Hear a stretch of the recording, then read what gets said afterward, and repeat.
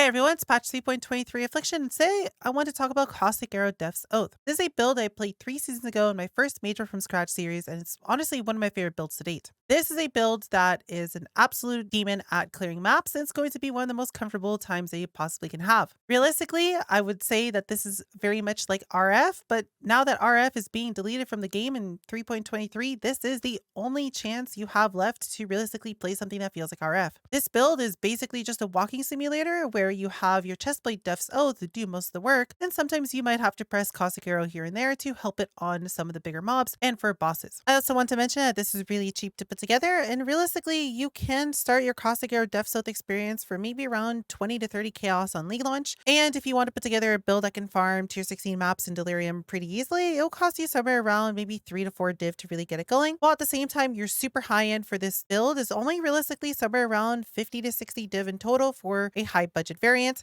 without including things such as Grand Spectrums or a Mageblood. Now, before we go any further, this build is not a bosser. This is meant to be a map farmer and nothing else. While you can possibly boss on this build, it doesn't really have any recovery, and it does not have defensive layers against really big one-shots, so your mileage may vary on how well you can kill bosses with it, especially since most of your single target damage is mostly going to come from the Vol Caustic Arrow itself, which you do have limited uses of. With that in mind, you can kill endgame bosses with it if you do move around smartly, and if you do your best to dodge most of the abilities, but it's not going to be considered what most people would consider a very comfy bosser. So the first thing that I want to talk about are going to be the 323 changes for this guide. The first change is going to be a revamp to the Act 1 section of the guide. We are still going to be leveling with Rolling Magma, but I've done my best to make the Act 1 guide as easy as possible to follow. Act 1 for this build is going to be the toughest portion, as we aren't going to be able to immediately swap over to Poison Concoction, and because of that, we need to play Rolling Magma until we can get Poison Concoction. This should feel a lot better, and it should be a little bit easier to understand, and I hope that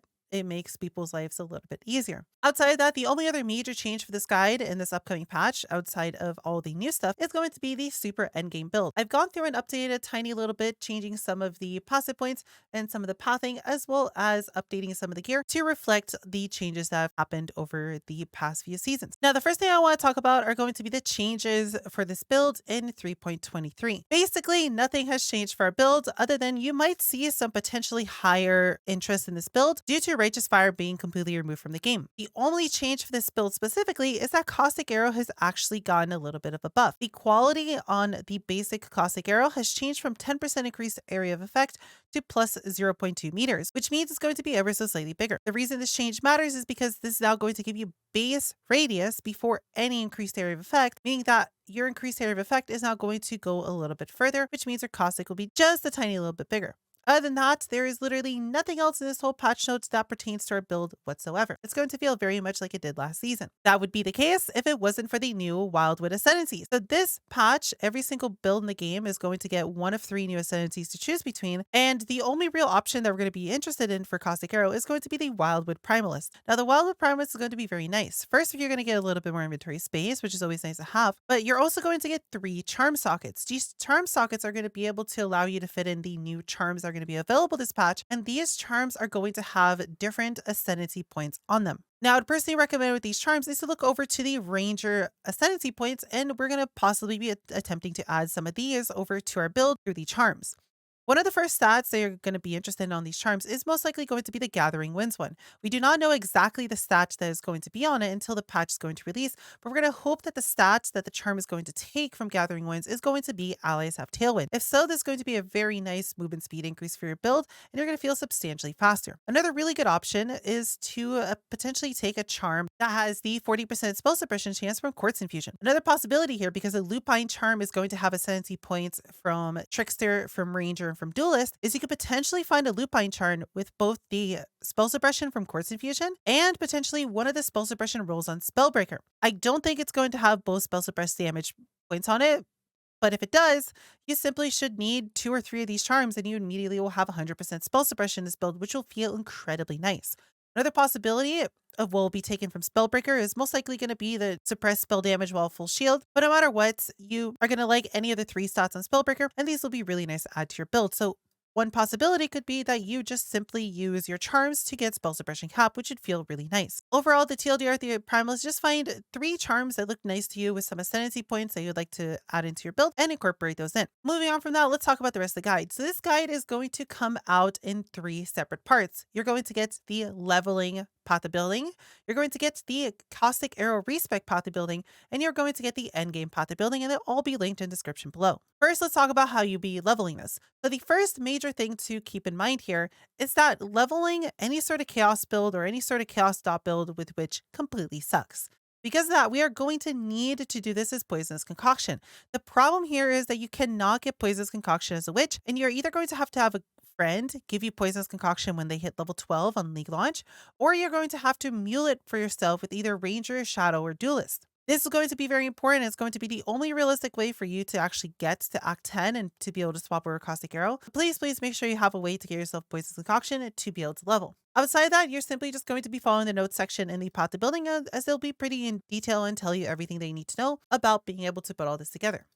If you want to look at the tree for this is going to be very simple. Act 1 is simply just going to be spent on moving all the way over to the Trickster and the Ranger area of the tree. There's absolutely nothing up here that currently benefits us, so we just want to beeline down here for all the poison notes. In Act 2, we're finally going to be picking up some poison chance, which is going to help our poison concoction, and we're going to pick up replenishing remedies with the mastery, as this will give us enough life flash charges to be able to play Poisonous Concoction. One thing that I need you to keep in mind while leveling is you're going to need to keep upgrading your life flasks. The majority of your Poisonous Concoction damage simply comes from your life flask, and the recovers X amount of life is the only stat that you care about. You do not care about the duration. You simply just care that the recovers however much life the flask is as big as possible. Make sure you are using transmutes on your flask as you go to potentially get a better roll, and make sure you're upgrading your flask as soon as you can. That is going to be what's going to make this super easy for you. You're also going to need to run 2 to 3 life flasks, as the changes in 3.21 have made Poison Concoction a little bit weaker, as it's going to use substantially more life flash charges, but assuming you run 2 to 3, you should have no problem. In Act 3, what we're going to be doing is we're going to be B-rushing for Fatal Toxins. This is going to give us closer to 100% chance to poison, and that's very important. And then we're going to be going in and picking up Entropy and Charisma. This is going to set us up to be able to run all of our auras as soon as we get them in Act 3.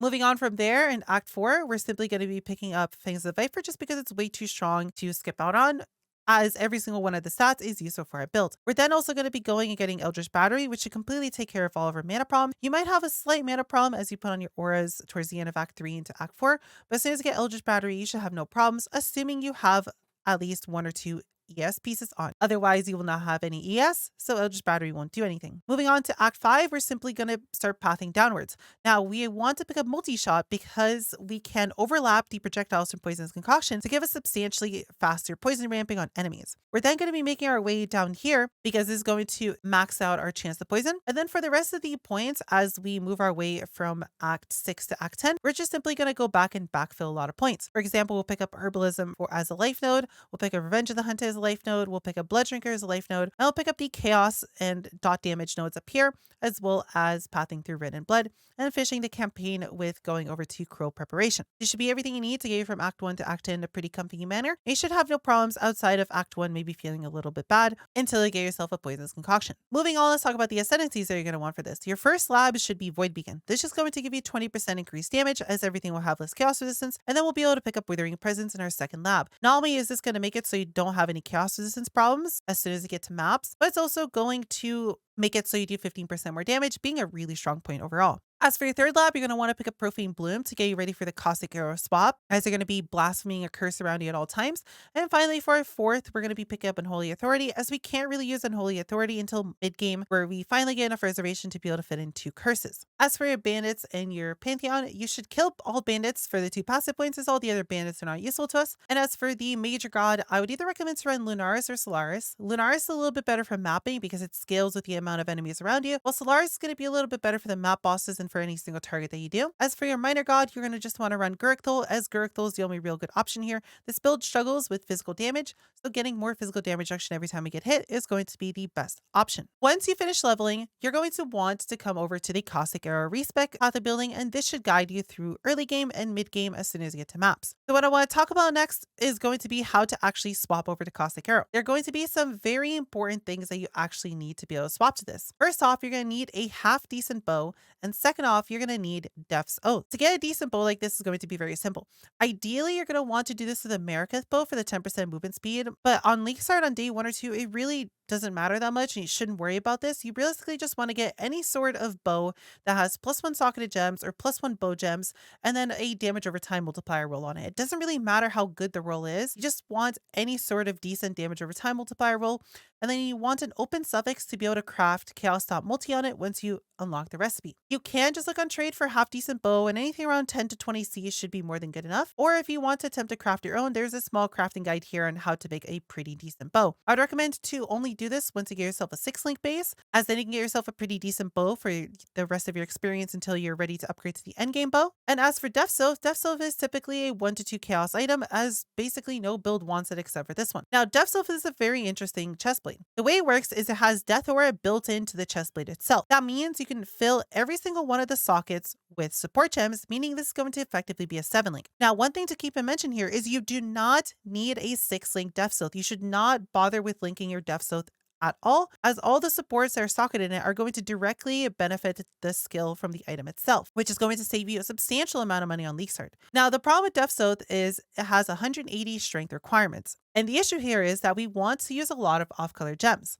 The way you're going to set up your Death's Oath is going to be through Tainted Jeweler's Orbs and Tainted Chromatic Orbs. Tainted Jeweler's Orbs are either just a 50-50 on adding a socket or removing a socket from a piece. So it'll take you anywhere between 20 to 30 Tainted Jeweler's Orbs to get 6 sockets on it if you did not 6 socket before you corrupted it. Then once it's 6 socket and corrupted, you are then going to use Tainted Chromatic Orbs to get the colors that you need. Now on League Start, I would not necessarily go for all 6 of them, as Tainted Chromatics are decently expensive, and even just having a 5-link setup is going to be more than enough to get you all the way to tier 16 maps. But the way Tainted Chromatic Orbs work is it just rerolls every single socket to either red, blue, or green with no care for the attributes on the item. It is completely unbiased, meaning it is just complete RNG. There is a section in the notes talking both about the exact colors that you want and the gems that you'd want to set up in your Death's Oath, especially if you don't have 6 sockets on it. Next up, let's talk about the gear that you're going to want early game. So for your bow, as we talked before, you either just want the +1 socketed gems or +2 socketed gems, or a +1 bow or +2 bow with 2 damage over time multiplier rolls on it. For your quiver realistically is just going to be a stat stick. You could just go for something that has life on it, any sort of resistances that you need. But some useful stats to look for here are going to be damage over time multiplier, damage with bow skills, and eventually later a hunter quiver with chaos multi on it, which would give you a substantial DPS increase. For helmets, you just want any sort of helmet that you can find with a little bit of resistance and some life on it. And the most important thing here is that you're going to need to get a Eater World's mana reservation efficiency of skills Eldritch Implicit on it to be able to fit all of your auras. For your chestplate, it's obviously going to be a Death's Oath. What you could potentially do to upgrade this later on is to go find yourself a corrupted one with either maybe +1 maximum resistances or any sort of other useful corrupted implicit, as it's really easy to 6 socket it and then 6 color it into perfection. For gloves, for early game, we only really have one option. That's going to be Astanav's Gentle Touch. These are going to chain explode together with our Profane Bloom, which is going to give you the really nice and satisfying map-wide explosions that were in the B-roll at the start of this video. For our boots, we just want any sort of generic pair of boots. This is where you can try and get yourself a little bit of chaos res, any other resistances that you need, life, movement speed. And then for the Eldritch Implicits, we're just simply going to go for some movement speed and some chance to avoid elemental ailments. One really important thing to mention here is the way we're going to be ailment capped is going to be through a Storm Shroud. And the way we're actually going to get ourselves 100% chance to avoid being shocked is very simple. We're going to get ourselves a belt that has a Tormented Essence rolled chance to avoid shocked on it. And then we're going to also find ourselves a Abyss Jewel with chance to avoid being shocked on it. Now, if you use a Deafening Essence and if you find a max roll I, you do not need chance to avoid shocked anywhere else, as this will get you to 100%. But what you can instead do is find yourself a tier 2 roll on the jewel itself, which is going to be substantially easier to find with decent stats on it. And then simply just use Eldritch Currency to put chance to avoid elemental ailments on your boots, which will then add up with the rest of it to give you 100% chance to avoid being shocked, which then through Storm Shroud gives you elemental immunity. Moving on to our amulets, all you're going to really need on your starter amulet is just going to be literally any amulet as long as it has sovereignty on it. We could possibly do to get yourself a really cheap sovereignty early on is to potentially look for a talisman that already has sovereignty rolled on it, and it might potentially be cheaper than trying to anoint it yourself. Later on, what you're going to want to do is you're going to want to potentially look for +1 all skill gems and a little bit of damage over time multiplier to make your amulet better. And eventually later on, you are going to want to upgrade yourself to an Impressence. Impressence is going to take this build to the next level. Not only does it have a lot of very useful stats for a build, but the really nice thing here is going to be that it makes Despair not cost any mana if it's used as an aura. And in our builds, we are going to be blaspheming both Despair and Enfeeble, but the only way for us to actually turn on Enfeeble is with an Impressence. This is going to make it substantially tankier and it's going to be a very big upgrade as soon as Impressence goes down to a reasonable price. The one thing to remember here is that you specifically need the Despair has no reservation if cast as an aura version, as there are quite a few versions of Impressence for the other curses. The one major ring to keep in mind here is going to be a Death Rush. Death Rush is going to feel incredibly strong and it's basically best in slot on this build and nothing comes anywhere close to it. It's going to give you Adrenaline, which gives you more physical damage reduction, which we struggle with, and it's going to give you a lot of movement speed, which is going to feel amazing. The 5% life on kill is also going to make it so you don't have any issues while mapping. It should take care of most of the recovery as long as you keep moving forward. Now on a Death Rush, you don't necessarily need 3 seconds of Adrenaline, 5% life on kill. You can potentially just look for a 2-second Adrenaline, but do not go for a 1-second Adrenaline as that will not feel good. It's going to feel a little bit clunky, and 2 seconds in my opinion is the minimum. As for life on kill, you can just get a minimum roll of it, as Death Rush is quite expensive on League launch, but eventually you might want to look for 5% life on kill one to make it feel a little bit more comfy. As for our other ring, this can realistically be whatever you want to start with. You can use this as a stat stick to fill in the rest of your stats, but later on you're going to want to get yourself an Eyelight ring and alt roll it until it has tier 1 life. This is not a mistaken path of building. You actually are going to want a blue ring and you're going to want to have an open suffix, which you can fill in with any benchcraft you want. The reason behind this being that eventually we're going to be upgrading ourselves to a Viridi's Veil. And Viridi's Veil is going to give us an ungodly amount of extra defenses in this build. The special thing about this is that damage from enemies hitting you is unlucky while we have a magic ring equipped. So as long as we have this blue Eyelight ring on, that means every single attack against us is going to roll twice and the worst outcome is going to be accepted. So for example, if you had a lightning attack go against you and its normal damage range is 1 to 5,000 and it rolls 4,900. Well, it would roll again. And let's say the second roll is a 2. Well, it's going to then pick the 2. And instead of taking 4,900 damage, you instead take 2 damage. Making Viridi's Veil potentially just give you an ungodly amount of damage reduction. The other nice thing is if we put our ring in the left slot, which is what we're going to want to do, Viridi's Veil makes it so we don't take any extra damage from crits, which is a really big defensive layer that in my opinion, a lot of builds just don't incorporate. Moving on next, I want to talk about the Flask. Now the Flask can realistically be kind of anything that you want. You have a lot of flexibility here. Obviously, you're going to want a Life Flask, and this is going to be how you get your bleeding and your corrupted blood immunity. The nice thing is here, you don't really attack very often as your Death's Oath is going to do most of the work for you. So you don't really need a corrupted blood immunity jewel, assuming you just pay attention and you use your life flask for the occasional corrupted blood you might feel here and there. You will eventually want to actually get a corrupted blood jewel, but you don't need one on league start immediately as long as you roll corrupted blood on your life flask. As for your other flasks, we're just going to be running Granite and Jade for armor and evasion, as they're both going to be very nice stats to have. A Quicksilver because every build needs a Quicksilver. And for your last slot, you can realistically run whatever you want here. I chose to run a Sulfur Flask for the increased damage, but you could instead run a Phasing Flask if you feel like you need phasing. And for your prefixes and suffixes, these can realistically be put anywhere. On here, we have a armor during effect suffix, an evasion during effect suffix, and a movement speed during effect suffix. I would say these are pretty much mandatory, and you don't have to get them on the flasks. I have them here. You can get them on any of the flasks as long as you have the suffixes. For your last suffix, it can realistically be whatever you want. I like running a reduced curse effect flask. That always feels pretty good. You could also get yourself a bench crafted 3% regen roll as well, or you could potentially get yourself a chance to avoid stun roll, as that would also feel pretty nice. Moving on next, let's talk about all the jewels and all the cluster jewels that we're going to want to run this build. So you're going to need 3 jewels with mana reservation efficiency on them to be able to fit everything in here. The other stats on here can realistically be whatever you want. Percent max life is a really nice roll. Increased chaos damage is good. Damage over time is good. Chaos damage over time is good. There's quite a lot of other filler stats. You can also look for resistances or any attributes that you might still be missing on these jewels as long as you have mana reservation efficiency. Up next, to complement our mana reservation efficiency jewels is going to be 1 cluster jewel, and this is going to be a Sublime Form cluster jewel. This is going to make it so Grace has 50% increased mana reservation efficiency, and this is going to be very crucial to be able to fit everything in. If you can't turn on all of your auras, it's probably because you're missing Sublime Form. Other than that, we just have two other jewels in here, which one being Transcended Mind. What this does is every single int point in the radius that is not allocated is instead turned into increased damage over time multiplier, which gives us quite a lot of extra damage if we put Transcended Mind in this slot. Other than that, as I mentioned, we're going to be running a Storm Shroud so we can have ourselves Ailment Immunity. Overall, the total cost of the mid-game setup should be somewhere around 10 to 15 div for everything you have here, depending on the prices. Typically, Impressence is worth a few div at least art, and so is Storm Shroud. It really depends on the current popularity. So about half of your total price on League launch is going to be an Impressence and Storm Shroud. The rest of this should be very cheap to put together. And the only thing you might want to watch out for is Viridi's Veil, as it's going to be worth quite a few div on League launch until people start farming Maven, but it should tank to basically being a 5C item by the end of the first week. Next up, I want to talk about the endgame setup and how you're going to be taking the mid-game setup and make it into an absolute monster. So the first thing I want to talk about is going to be the bow. Now, most of the endgame items are going to have some sort of crafting guide in the note section of the Caustic Arrow respec. The bow itself is really easy to make, and there is a full crafting guide on it in the note section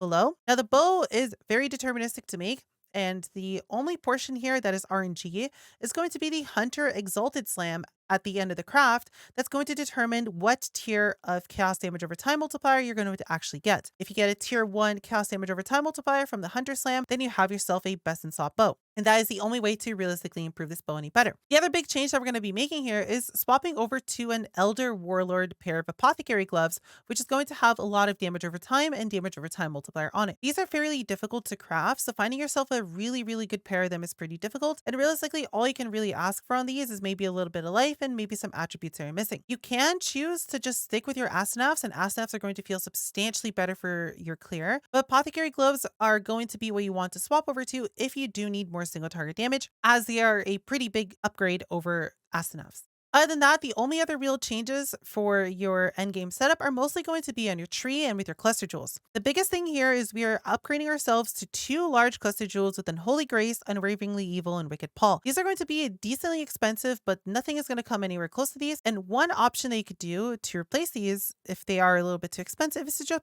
just drop one of these nodes, or potentially look for Unspeakable Gifts instead, which would reduce the total price of these by quite a bit, and it'll give you a little bit better clear. As for the 4 medium cluster jewels in this build, they're all going to basically be the same thing. I personally really like running Flow of Life and Unwaveringly Evil, but Unwaveringly Evil can also be Wicked Paul instead. Just pick whichever one is cheaper. Personally, I don't think that you'd want to skip out on Flow of Life, as this is going to give you a lot of regen, and it's going to give you quite a bit of life when you stack 4 of these together. The other major change about all this is going to be that we are going to be swapping over to Glorious Vanity. Now, this is going to give you quite a lot of tankiness, and it's going to be something that you're going to want to look for as soon as you can when the price of these drop down, as these tend to be quite expensive for the first few days of the season. If you don't know how Glorious Vanity works, they're very simple, and I'll quickly walk you through what you need to be looking for. So there's 2 major things on this Glorious Vanity that we care about. 1 is the number, and 2 is the name at the top of the first sentence. So we're looking at bathed in the blood of 250 sacrifice and name of Zibakwa. The most important thing here about this Glorious Vanity is that it is Zibakwa. Zibakwa is going to determine what the keystone inside the circle is going to change to. So any Glorious Vanity that says in the name of Zibakwa is going to turn any keystone into Divine Flesh, which is what we're looking for. Divine Flesh is going to make it so half of our damage is taking as chaos damage, but it's also going to give us a large amount of chaos resistance. As you can see, we have 83 max chaos res. So that means half of our damage is going to be DR'd by 76% resistance, and then the other half is going to be DR'd by